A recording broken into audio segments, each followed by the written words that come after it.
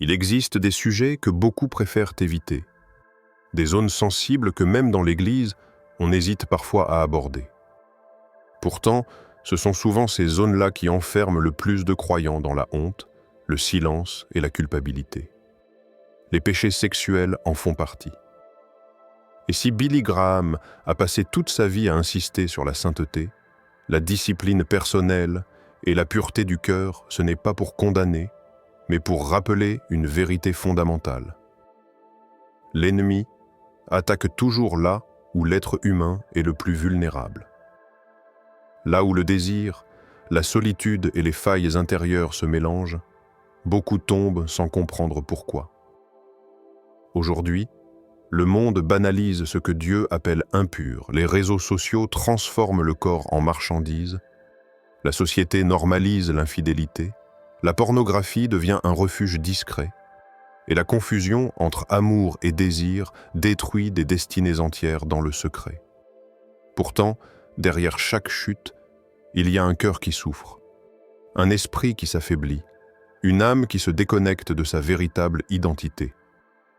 Billy Graham disait souvent que le péché te mènera plus loin que tu ne veux aller, te gardera plus longtemps que tu ne veux rester, et te coûtera plus que tu ne veux payer.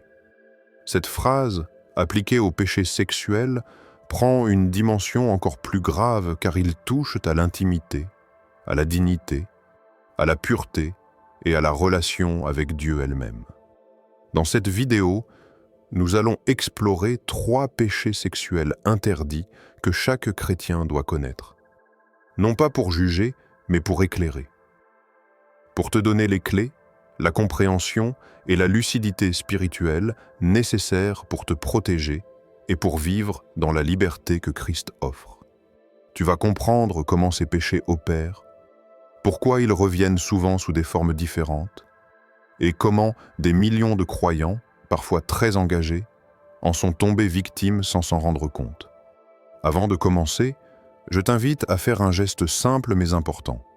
Like cette vidéo, abonne-toi si ce n'est pas encore fait, et active la cloche.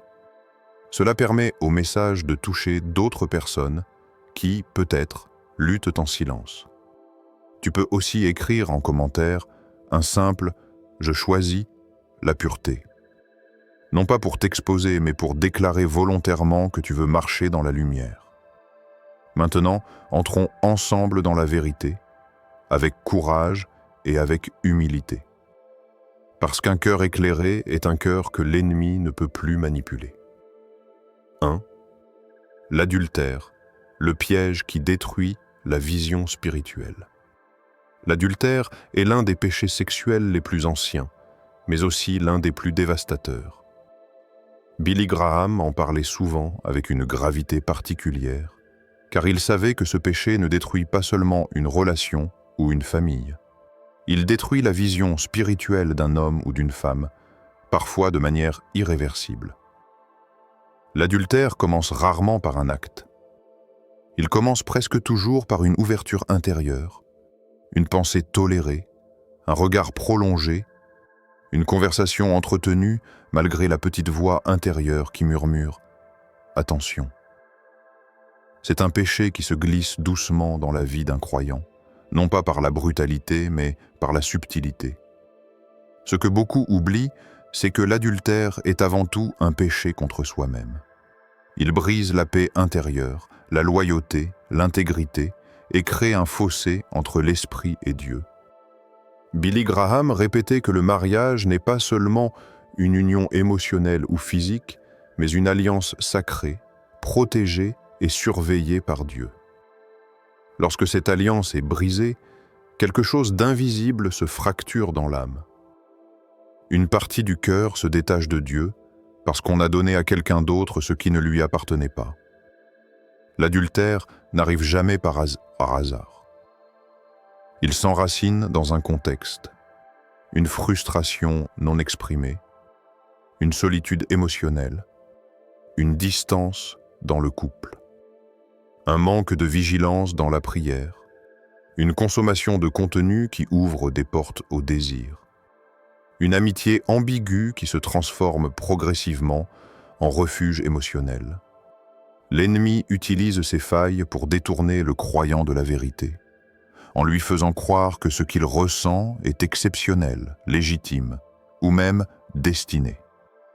Et c'est exactement là où Billy Graham mettait en garde. Le cœur humain peut facilement tromper les esprits humains, et l'ennemi sait comment exploiter les zones fragiles.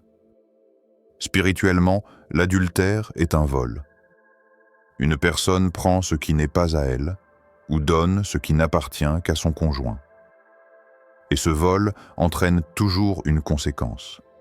Perte de crédibilité, perte d'autorité spirituelle, perte de paix, perte de confiance, perte de force intérieure. Et même lorsque personne ne découvre l'acte, celui qui est tombé le porte en lui. L'âme devient lourde, la conscience s'assombrit et le croyant commence à prier moins, à se cacher davantage, à éviter la présence de Dieu par peur d'être exposé. Billy Graham expliquait que l'adultère est dangereux parce qu'il ne reste jamais isolé. Il entraîne un mensonge, puis un autre. Il crée une double vie, une double identité. Il divise l'esprit en deux réalités incompatibles, celle qu'on montre aux autres et celle qu'on cache à Dieu. Et lorsqu'un croyant commence à vivre dans cette division, il perd progressivement la force spirituelle que Dieu lui avait donnée. Son discernement diminue. Ses décisions deviennent confuses. Il se met à justifier ce qui est injustifiable. Il perd la sensibilité du Saint-Esprit, cette sensibilité qui protège, alerte et guide. Il faut aussi comprendre que l'adultère n'est pas qu'un acte physique. Il existe un adultère émotionnel, beaucoup plus fréquent et souvent plus dangereux. C'est lorsqu'une personne donne son intimité émotionnelle, son attention, ses confidences, son énergie à quelqu'un d'autre que son conjoint. Les conversations secrètes, les messages supprimés, les regards qui cherchent une validation extérieure, les relations ambiguës qui ne sont que de l'amitié en apparence, mais qui nourrissent quelque chose de profond à l'intérieur. Billy Graham affirmait que ce type d'adultère était souvent la première porte ouverte vers l'acte physique. Une autre dimension souvent ignorée, c'est l'impact spirituel à long terme.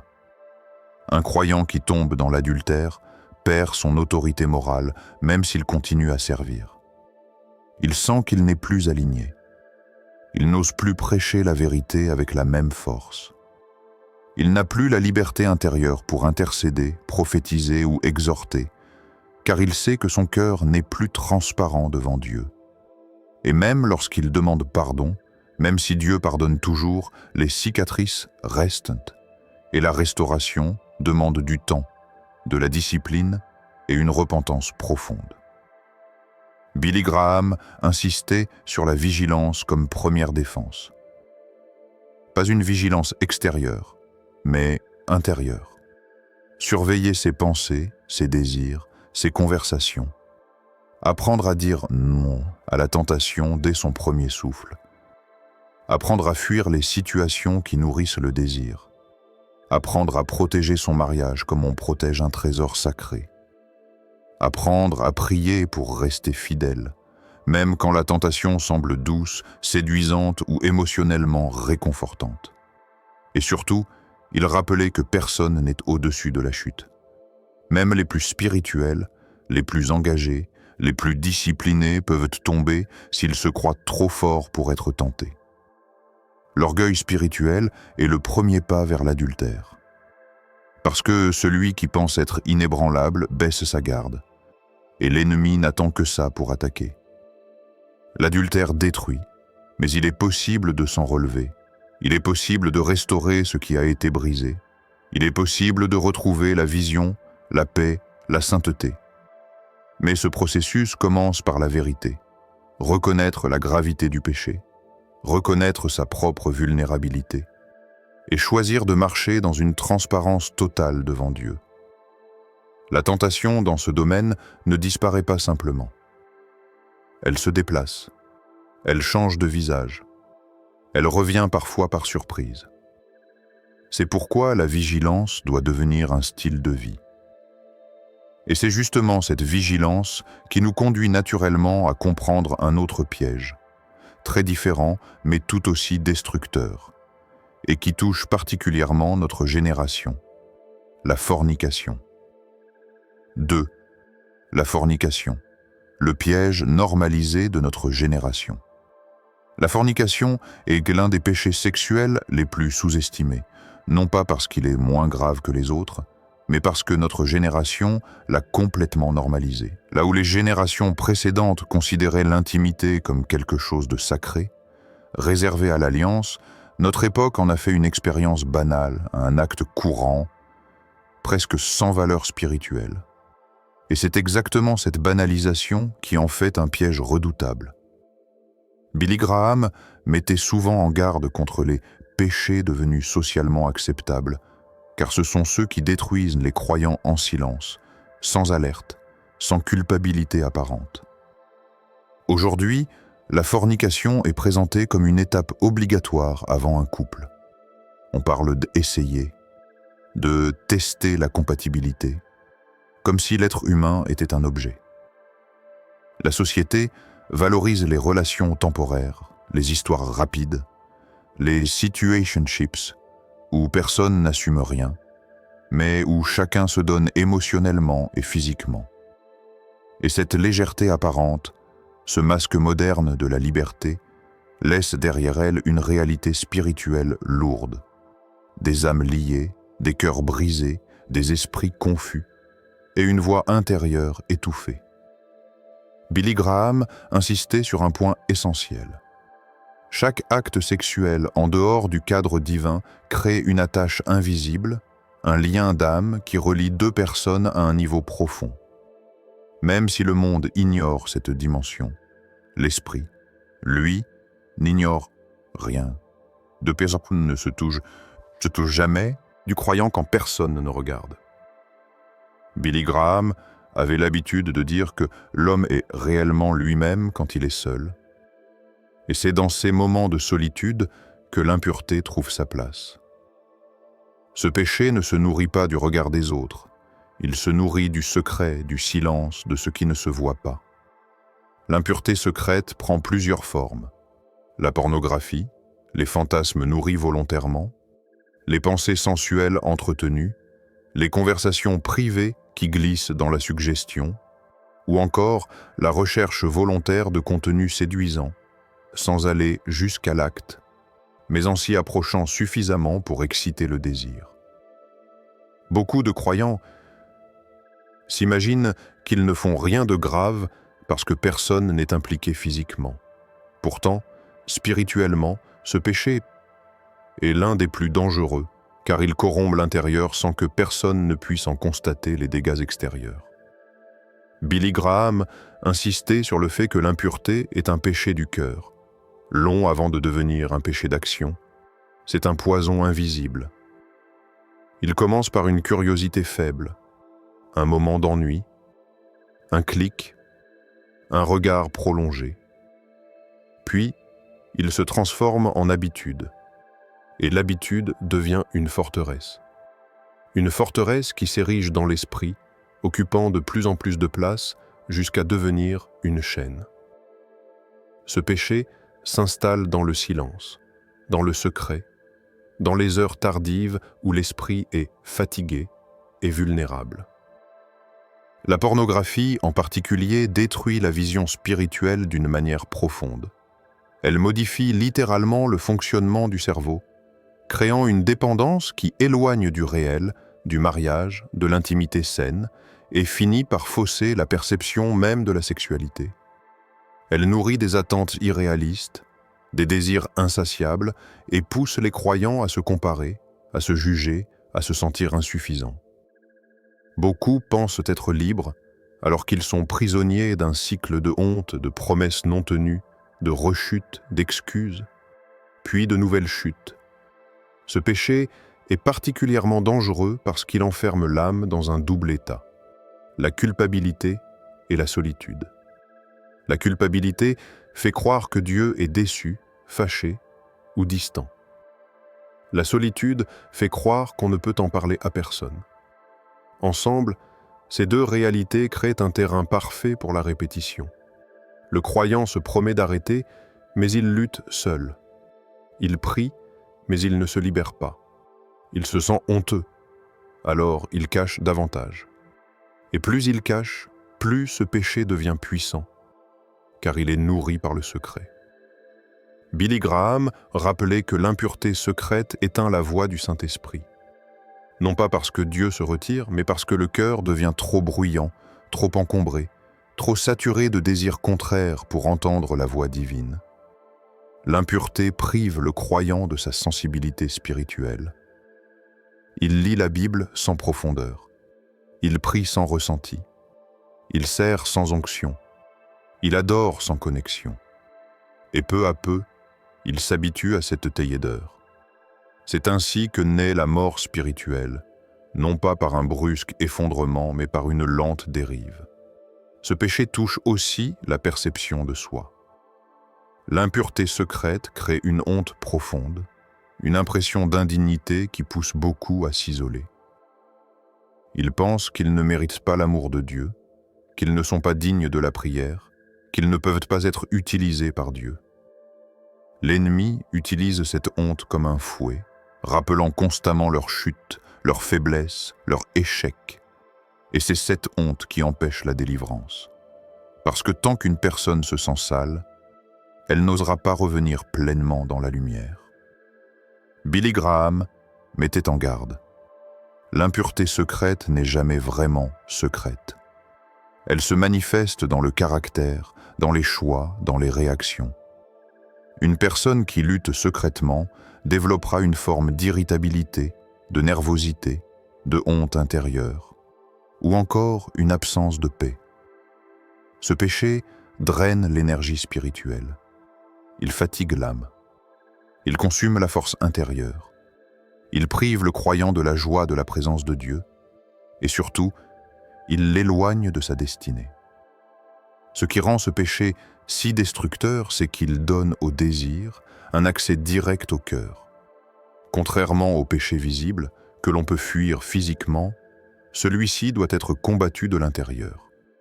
Il nécessite une discipline mentale, une purification des pensées, une gestion des yeux, une vigilance constante.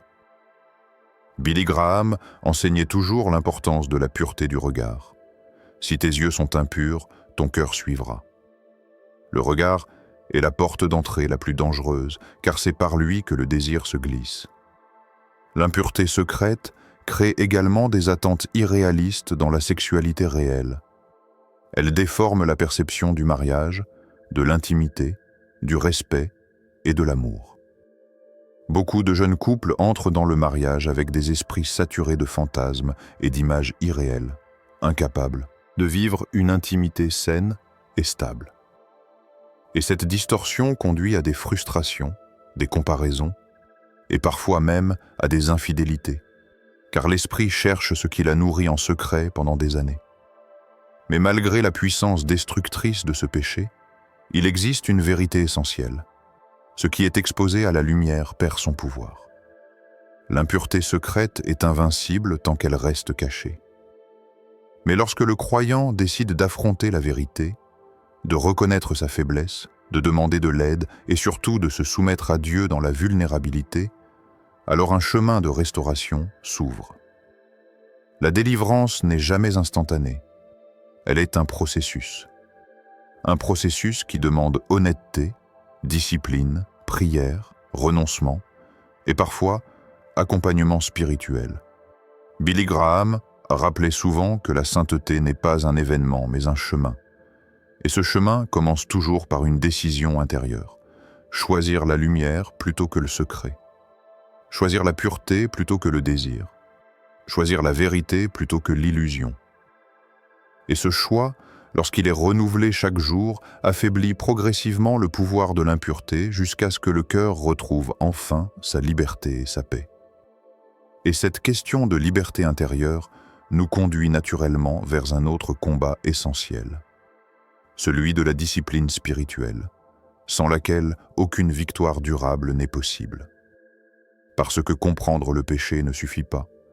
Il faut savoir comment le combattre, et comment protéger son cœur. 4. Le manque de discipline. La porte d'entrée du péché sexuel. S'il existe un terrain sur lequel tous les péchés sexuels prospèrent, c'est bien l'absence de discipline. Parce qu'en réalité, la chute ne commence jamais par un acte. Elle commence longtemps avant, dans un cœur qui n'a plus de garde, dans une pensée qui n'est plus contrôlée, dans un esprit qui a cessé de se fortifier. Billy Graham rappelait que la discipline est le garde du corps de la sainteté. C'est elle qui protège l'âme, contrôle les impulsions, garde les yeux, oriente les pensées et ferme les portes que l'ennemi cherche à ouvrir.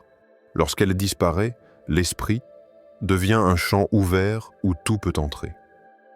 Le manque de discipline touche plusieurs domaines. La gestion du regard, la gestion du temps, la gestion des pensées, et même la gestion de la solitude. Chaque croyant qui tombe dans un péché sexuel avait au départ cessé de surveiller quelque chose de simple, un regard trop long.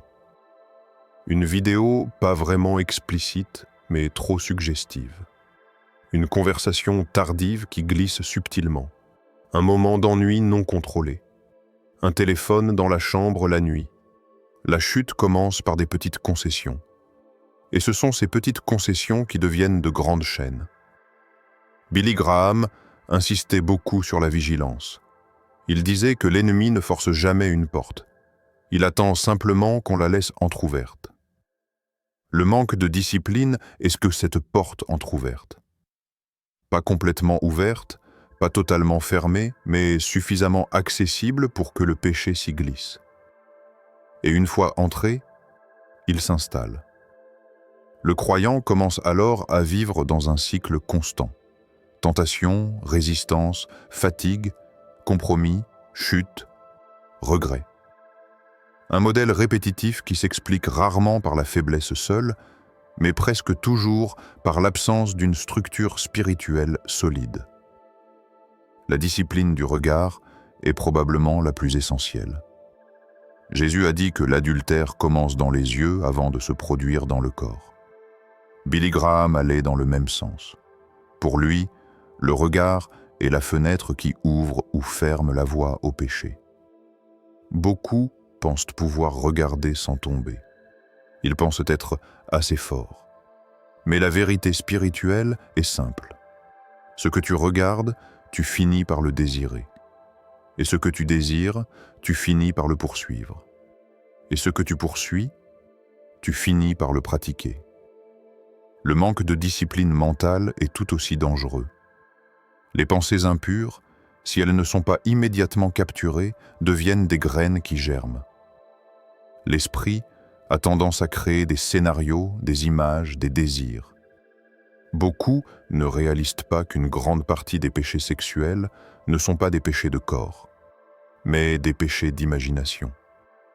L'imagination, lorsqu'elle n'est pas sanctifiée, devient un terrain fertile pour la tentation. Billy Graham parlait souvent de la bataille intérieure, cette guerre invisible où se jouent les plus grandes victoires et les plus grands échecs. La discipline du temps, elle aussi, est un bouclier. Lorsqu'une personne laisse trop d'espace vide, la tentation y entre. L'oisiveté est souvent la racine des pensées impures. Quand l'esprit n'a rien à faire, la chair prend le relais. Et la chair cherche toujours ce qui la stimule. Le manque de structure quotidienne, le manque d'objectifs, le manque de responsabilité spirituelle sont des portes ouvertes. Billy Graham encourageait les croyants à remplir leur journée de prière, de lecture, de service, non pas par religiosité, mais pour garder le cœur occupé par Dieu plutôt que par les désirs. La solitude non maîtrisée est une autre cause. Être seul n'est pas un problème, mais être seul sans discipline devient une faiblesse. La plupart des chutes sexuelles se produisent dans des moments solitaires. Tard le soir, quand le téléphone est accessible, quand l'ennui s'installe, quand le cœur est fatigué, quand l'esprit cherche une distraction. La tentation frappe rarement quand on est entouré de lumière, de personnes ou d'activités saines. Elle frappe dans les moments où l'esprit s'assombrit légèrement, où la vigilance baisse juste un peu. Billy Graham enseignait aussi que la discipline n'est pas seulement une question de dire non, mais surtout une question de dire oui à autre chose. Le croyant qui veut rester pur doit remplir sa vie de choses saines. Prière régulière, méditation quotidienne, activités qui stimulent l'esprit, relations qui élèvent, responsabilités qui créent de la structure. La discipline ne consiste pas uniquement à éviter le péché. Elle consiste à nourrir l'esprit, à fortifier le caractère, à orienter la vie vers la sainteté. Le manque de discipline a aussi des conséquences très concrètes. Il affaiblit la volonté. Il fragilise les décisions. Il rend l'esprit instable. Un croyant indiscipliné commence à dire « je ferai ça plus tard, je prierai demain, je lirai un peu plus tard ». Et chaque plus tard ouvre une nouvelle porte. La discipline est un muscle. Plus on la pratique, plus elle devient forte. Plus on l'abandonne, plus elle s'atrophie. Un croyant indiscipliné devient vulnérable non seulement au péché sexuel, mais à toutes les attaques de l'ennemi.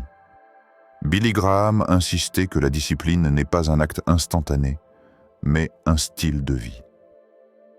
Elle ne vient pas par émotion, mais par engagement. Beaucoup veulent être libres, mais peu veulent être disciplinés. Pourtant, la discipline est la clé de la liberté. Sans discipline, le croyant reste esclave de ses impulsions. Avec discipline, il devient maître de ses pensées, de ses yeux, de son corps, de ses désirs. La discipline n'est pas une charge, c'est une protection. Elle ne prive pas, elle libère. Elle ne contraint pas, elle sécurise. Elle ne retire rien, elle préserve tout. Et c'est cette dimension de préservation qui nous conduit directement vers un dernier aspect essentiel, le combat spirituel, sans lequel aucun croyant ne peut rester debout face au péché sexuel. La discipline prépare l'âme, mais le combat spirituel est l'outil qui permet de tenir, de résister et de gagner. 5. Comment retrouver la pureté et marcher dans une vie libre? Quand on parle des péchés sexuels, il est très facile de tomber dans deux extrêmes. Soit la condamnation, où l'on se sent indigne, sale, incapable d'être pardonné, soit la banalisation, où l'on se dit que tout le monde fait pareil, que Dieu pardonne de toute façon, et qu'il n'y a pas vraiment de danger. Mais la vérité, c'est que la pureté n'est pas une perfection inaccessible, ni un fardeau de honte qu'il faut porter toute sa vie. La pureté est un chemin, un état d'esprit, une manière de marcher proche de Dieu.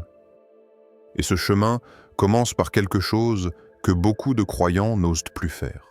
Reconnaître honnêtement leurs blessures, leurs faiblesses et leurs chutes. La sexualité touche à des zones profondes. Le rejet, le vide intérieur, les traumatismes non guéris, la solitude émotionnelle. Si l'ennemi utilise autant ses portes, c'est parce qu'il sait que quand la sexualité est pervertie, l'identité se brise. Mais voici ce que beaucoup oublient. Dieu ne restaure pas seulement les actes, il restaure le cœur. Et un cœur restauré est un cœur qui retrouve la capacité d'être libre, de dire non, de résister, de choisir la lumière. Alors comment marche-t-on réellement dans la pureté et surtout, comment y rester lorsque la tentation revient? Voici ce que Billy Graham rappelait avec force. Le véritable combat n'est pas contre le péché, mais pour rester proche de Dieu. Le premier principe, c'est la lumière. Le péché sexuel se nourrit du secret. Il grandit dans l'ombre. Il prospère dans les moments où personne ne regarde. La honte pousse à se cacher, mais c'est dans le secret que l'ennemi gagne le plus de terrain. Sortir des ténèbres ne signifie pas raconter ses luttes à tout le monde, mais reconnaître devant Dieu, parfois aussi devant une personne mature spirituellement, ce qui doit être mis en ordre. Il y a des chaînes qui ne tombent que lorsqu'on ose dire « Seigneur, j'ai besoin d'aide ». Ensuite, il y a l'environnement. Beaucoup pensent que la pureté dépend seulement de la force de volonté. Mais non, la volonté n'est pas faite pour affronter la tentation en continu. Même Jésus, lorsqu'il enseignait sur la prière, disait « Ne nous laisse pas entrer dans la tentation ». Une personne qui veut marcher dans la pureté ne peut pas continuer à alimenter les mêmes sources de tentation, les contes que l'on suit, les musiques que l'on écoute, les conversations qu'on entretient, les relations toxiques qui épuisent l'âme et ouvrent des portes émotionnelles. Si tu veux marcher dans la pureté, tu dois couper les racines, pas seulement ramasser les feuilles. La troisième clé, c'est la discipline du regard et de l'esprit. Le péché sexuel n'arrive jamais en un claquement de doigts. Il commence toujours par un regard trop long, une pensée qu'on n'a pas repoussée, une curiosité qui ouvre une brèche. Billy Graham lui-même appliquait une règle très stricte. Il refusait toute situation ambiguë, toute proximité émotionnelle avec une femme autre que son épouse. Toute atmosphère pouvant conduire à la tentation, non pas parce qu'il avait peur, mais parce qu'il comprenait que celui qui maîtrise son regard maîtrise toute sa vie. Le quatrième principe, c'est la guérison intérieure. Beaucoup de personnes retombent encore et encore, non pas parce qu'elles ne veulent pas changer, mais parce qu'elles n'ont jamais laissé Dieu toucher la racine.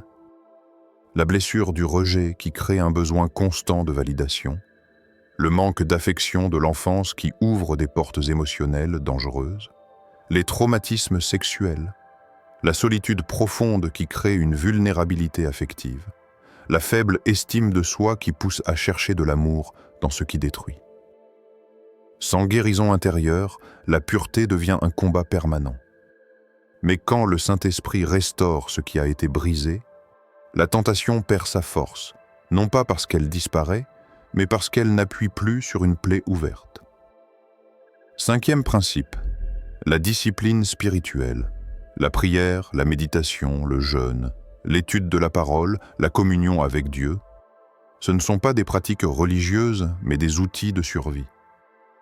Billy Graham était convaincu que l'un des secrets de la pureté était une vie spirituelle régulière, stable et nourrie. Un cœur rempli de Dieu est beaucoup moins attiré par ce qui souille. On ne résiste pas au péché en se concentrant sur le péché, mais en se remplissant de Dieu jusqu'à ce que ce qui est impur perde son attrait. Enfin, il y a le principe que le monde a oublié. La sanctification est un processus, pas un instant. On ne devient pas pur du jour au lendemain. On avance. On tombe parfois. On se relève. On grandit. On apprend à mieux connaître ses faiblesses. On développe une maturité émotionnelle.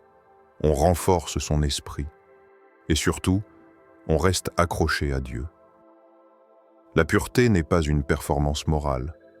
C'est le signe d'un cœur qui veut rester près du Père. Si tu te sens en lutte, si tu te sens faible, si tu te sens battu, sache ceci. Dieu n'a pas honte de toi. Il veut te restaurer. Il veut te relever. Il veut te porter vers une vie où tu n'es plus esclave de tes impulsions, mais libre, digne et fort. Et ce chemin commence par une décision. Seigneur, prends ma vie, prends mes faiblesses, prends mes combats et apprends-moi à marcher avec toi.